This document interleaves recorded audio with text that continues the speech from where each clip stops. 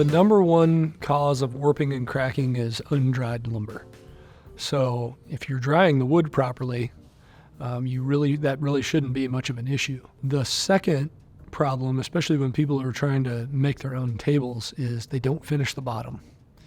I can't emphasize enough how important that is. Wood will naturally move throughout the seasons. You'll never see it. It's such a subtle movement that you can't notice it, but it is moving around all the time. And when you fully seal one side of a table and not the other, all of your movement tends to happen on that one side. And as a result of that, you'll get checking and severe warping on the side where you're not finished. So if you finish the top and not the bottom, the project will cup towards the ceiling. Cracks can be stabilized. Any checking can be stabilized. In fact, it's standard on all of our tables. If a crack goes all the way through a slab, we stabilize that with some form of joinery, and typically epoxy as well. So we'll fill those cracks and voids because it's really hard to get finish down in them.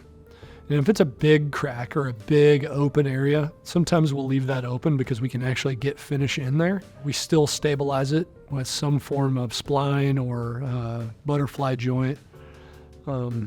But yes, cracks are almost a universal in live edge tables. You can't get around it. You can cut the defect off the end as much as you can, but if you're really trying to utilize that full length of the piece, you got to fix it and you got to stabilize it in some way.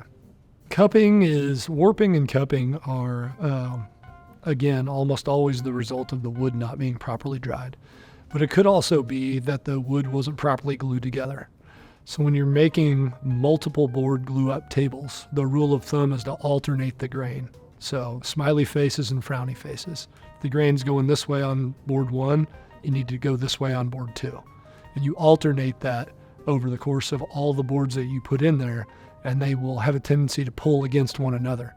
And so that'll help keep your table straighter. Breadboards on the end of tables are a huge deal in farmhouse style tables where you have 5, 6, 7 boards glued together with a breadboard end put on the end for stabilizing. For our live edge tables where you don't want to put a breadboard on the end because you're looking for it to look like a big natural slab, we typically put C-channel, pressed C-channel in the bottom that is slotted, that will allow it to slide back and forth as it's moving with the seasons, and it'll keep it perfectly straight.